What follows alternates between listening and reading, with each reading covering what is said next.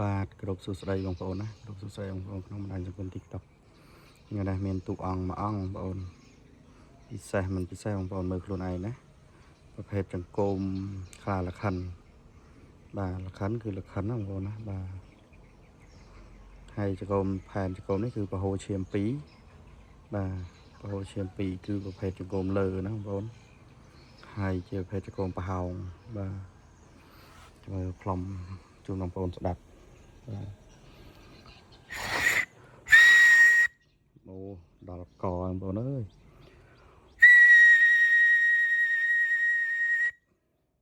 ដូចកញ្ចែអញ្ចឹងបងប្អូនដូចកញ្ចែអញ្ចឹងបាទស្អាតណាស់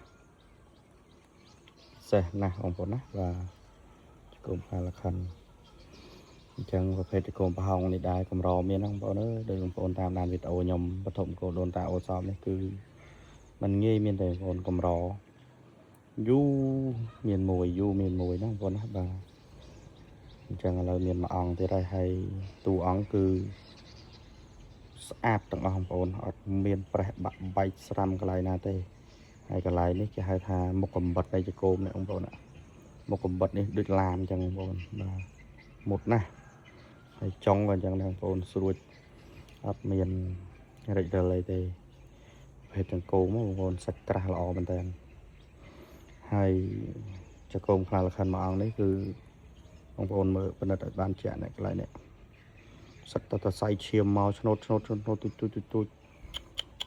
ដល់កនេះបងប្អូនឃើញទេមើលសរសៃឈាមបងប្អូនសរសៃឈាមឡើងញ៉ៃ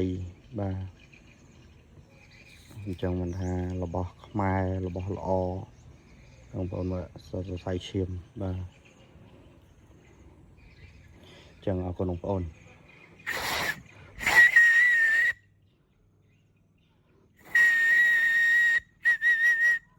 បាទលឺលាន់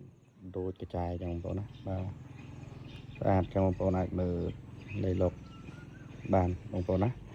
ចឹងអរគុណច្រើនបងប្អូនសុខសប្បាយញ៉ាវីដេអូនេះជូនបងប្អូនដែរឃើញដល់ណាញ៉ាជូនដល់នឹងហើយបងប្អូនដែរតែតាមដានវីដេអូខ្ញុំបាទបន្តអង្គុលដូនតាអូសំសុខសប្បាយទាំងអស់គ្នាឃើញវីដេអូនេះហើយមានលៀបមានជ័យសុខសប្បាយទាំងអស់គ្នាណាបងប្អូនណាបាទស្អាតមែនតើហ្នឹងហើយមានតែមួយអង្គទេបងប្អូនបាទជាមុនបានមុនជាក្រោយអត់ដឹងធ្វើម៉េចទេបាទបងប្អូនមានវិស័យណាបាទមានតែមួយអង្គទេស្អាតមែនតើថ្លាឆ្វង់ហ្មងម្លេះសាច់ចង្កូមបាទសាធុមានលៀបបងប្អូនណាបាទ